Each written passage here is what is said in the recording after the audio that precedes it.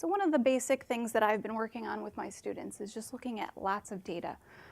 We have so much available to us in terms of data from the world via websites like the World Health Organization, data from our city with the new New York City Open Data website, which I encourage you to explore. It's vastly growing as it is now. And with these data sets, my students can even interact with what other students are thinking. So our students participate in the Census at School survey. They answer questions, fun things like what's your favorite superpower, what's the length of your hand span, and they can also download data from other students and create great, deep, thought-provoking questions like, does the number of texts I send relate to how much sleep I'll get tonight? Clearly, they're going to change the world, right? But one of the things that we look at is how they can analyze this data and how they can make conclusions from these data. So the AP Stats course, about a third of the curriculum is really just about this statistical inference, making conclusions directly from data. This type of thinking, though, also is in other courses, AP Biology, AP Environmental Science, AP Psychology even had a question last year that pretty much was about statistics, and now it's also going to be in the Common Core math curriculum. So we're going to need students to be able to draw conclusions directly from this data.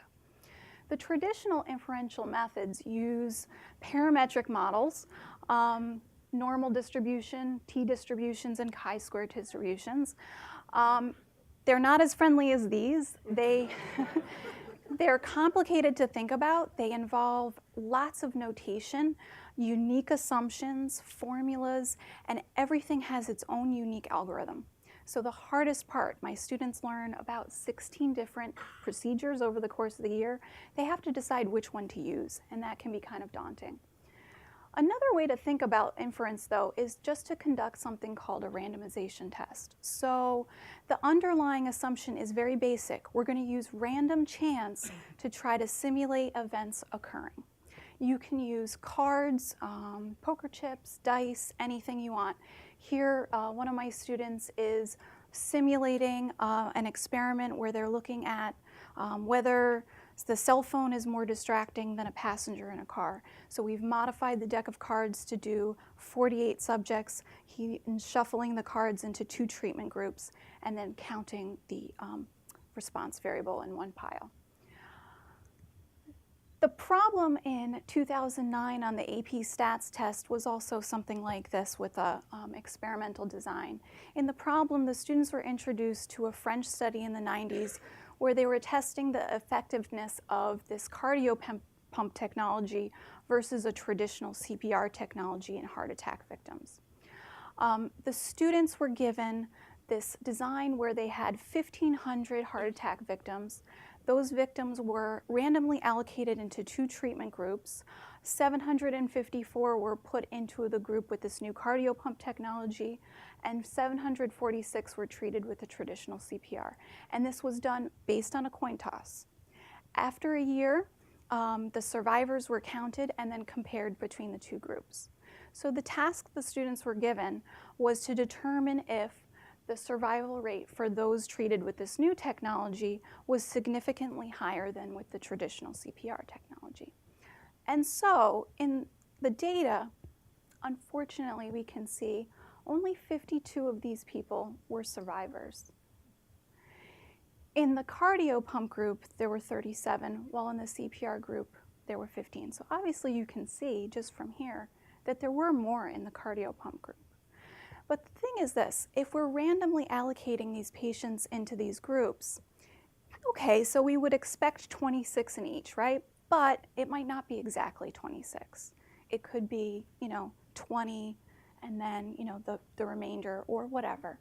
And we expect some minor variability. What we want to see is it different enough that we think it's not due to chance?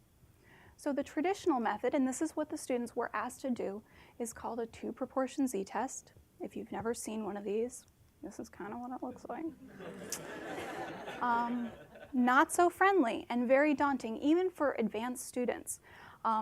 They have to pool proportions, they have to find the area under a normal curve just to get basically this number here, which is 1 in 1,000. And so this is something that a lot of students can't overcome easily. With the randomization tests, yes, we can do kind of the same thing. We take these 2 treatment groups, we can randomly allocate these patients into 2 treatment groups, again, under the assumption that the treatment does not affect the person's response.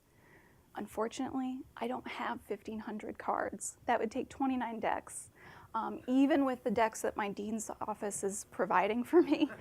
And the students, they can't shuffle fast enough. They're really terrible shufflers, I have to say. That took about 5 minutes. And so this is where the technology comes in. This is a website that is becoming a favorite. The students really like it. The family that has developed this website, yes, lock, and there are 3 kids, lock, and lock. So it's 5 locks. No mention yet if the grandkids will also be working on this. But the development of this website is so nice. It's simple and yet very functional. The students can access everything right from the homepage. And the nice thing is it's free and available to everybody. So I'm going to kind of go through with you what this would look like if we did this in real time. So this particular case, we're going to go right to the website. I could do a difference in proportions, but I'm just going to look at the survivors here. I'm going to look at just those single proportion of the survivors. When we get to the page, it will come up with some data that you can use, but you can also edit your own data. So we're going to focus on the 37 in the cardio pump group out of the 52 survivors. I'm going to use counts here because my table was in counts. It makes it easy. And we're going to keep the null hypothesis at 50%, because remember, we're randomly allocating evenly into the 2 groups. My right tail, because I'm talking about a higher level, and now I'm going to do 1,000 samples, trials of 1,000. A critical value if that's what your discipline uses, or you can change the cutoff to 37 like we had in our data, and immediately we have the p-value intuitively. So the 1 in 1,000 p-value means that in our 1,000 trials, only 1 time did we have 37 or more survive in that particular group. So that's a nice thing to think about, because what we're saying is it could happen, but it's probably not likely just by chance. So the students very quickly could come to the conclusion that, well, if it's not chance, it must be the treatment. And so now we really do get to this traditional conclusion that the survival rate for the patients in the cardio pump treatment is significantly higher than the patients with the CPR. So the differences between these 2 is really not the final end. It's about how to get there. In the traditional methods, we have these formula-based, the hypotheses are very traditional. The randomization tests give us an opportunity to informalize that a little bit and be a little bit more intuitive. The multiple assumptions to check for the traditional methods are hard to memorize, even for me. And the randomization test is just the random chance that we have to worry about. With the traditional tests, there are actually limitations. So I can't test for every parameter easily. The randomization test, we can do anything. And in fact, we can make up parameters. So we can actually invent parameters and do tests for those. And the nice thing about the randomization test is it's the same procedure essentially every time. We're going to simulate, do a dot plot, look at that one particular area that we need to look at, and from that we can obtain the p-value. But the conclusion is going to be the same as with the traditional. And so the technology here for me is about the ease of this. The computation is drastically de-emphasized.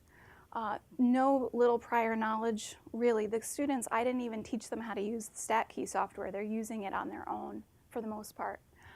And the ease of the randomization, I mean, 1,000 trials. In my classroom, just having 48 subjects, it took me about 4 periods to do 200 trials. So 1,000 in a second or 2 would be nice. But I think the thing here is that we're emphasizing what really is important, and that is just coming up with good questions and then getting to the final line and coming up with a nice conclusion about the data. The data that we have is so easy to access, we might as well make the conclusion building also easy. I hope that you guys are inspired and use this in your classroom. Thank you.